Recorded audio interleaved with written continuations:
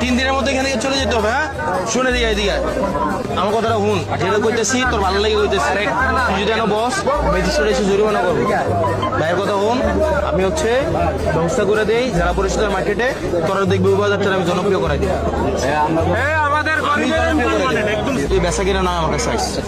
আমার কি ব্যাপারটা এমন না যে আমার পাবি না, ব্যাপারটা এমন যে আমি আজকে কয়ে দিয়ে তোর আমাকে ব্যাপারটা এমন তো না।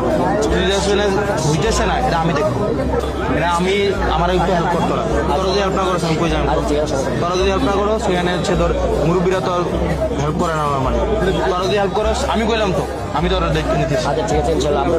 আমার কথা দিচ্ছিস তো তোরা? হ্যাঁ, ম্যাজিস্ট্রেট এসে জরিমানা করবে, এটা করবে সেটা করবে, আমাদের ডিফিকাল্ট হয়ে যাবে। তখন আমার কথা দিচ্ছিস তো?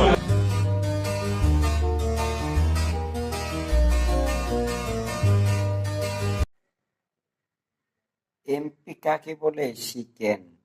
দেবিদ্বার থানার এমপি রে দেইকা এমপিগিরি শিখেন। এটা আমাদের ভাই হাসনাত আব্দুল্লাহ ভাই। দেখেন দেখেন কি কথাগুলা বলতেছে, কত শান্ত শিষ্ট কথা বলতেছে।